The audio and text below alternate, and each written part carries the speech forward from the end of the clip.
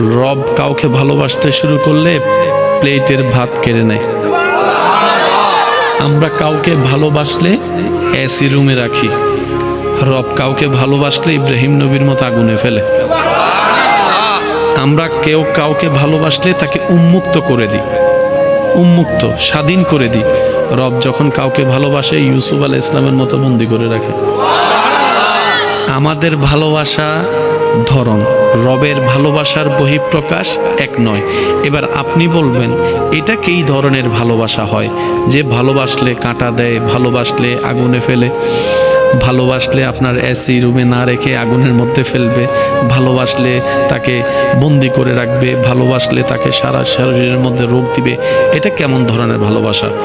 জেনে রাখা ভালো, গরমের মধ্যে এসি রুম সবাই পছন্দ করে। গরমের মধ্যে এসি রুম সবাই পছন্দ করে, ক্ষুধার্ত অবস্থায় খাবার সবাই। আর এই ক্ষেত্রে ভালোবাসার আসল কি নকল বোঝা যায় না। ভালোবাসা তো তখন বোঝা যায় যখন চতুর্দিকে সবকিছু স্বচ্ছতা, ফ্রেশনেস আছে, কোনো জামিলা নাই, হাতে হাত রেখেছে, এটা ভালোবাসা নয়। যখন পকেটে টাকা থাকবে না তারপরও হাত ধরে রাখবে, এটা না ভালোবাসা।